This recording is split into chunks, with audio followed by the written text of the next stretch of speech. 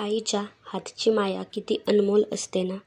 ती फक्त वस्तू बनवत नाही, ती त्या वस्तूत भावना, श्वासांसारख्या भरते.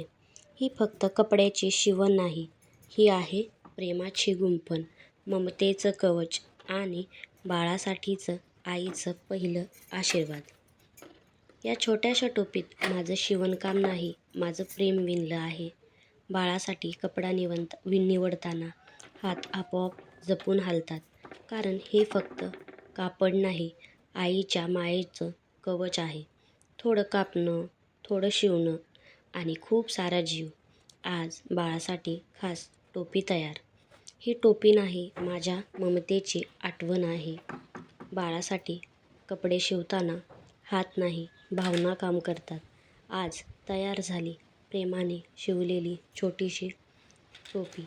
या छोट्याशा टोपीकडे पाहताना कदाचित तुम्हाला फक्त एक कपडा दिसेल, पण माझ्यासाठी हे प्रत्येक टाके माझ्या बाळासाठीचा आशीर्वाद आहे.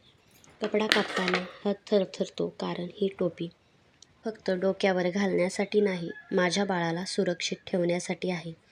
सुईत दोरा ओवताना मनात एकच प्रार्थना असते, माझ्या बाळाचं आयुष्य नेहमी उबदार, सुरक्षित राहो, आनंदी राहो आणि प्रत्येक टाक्यात आईचं प्रेम, अपार प्रेम.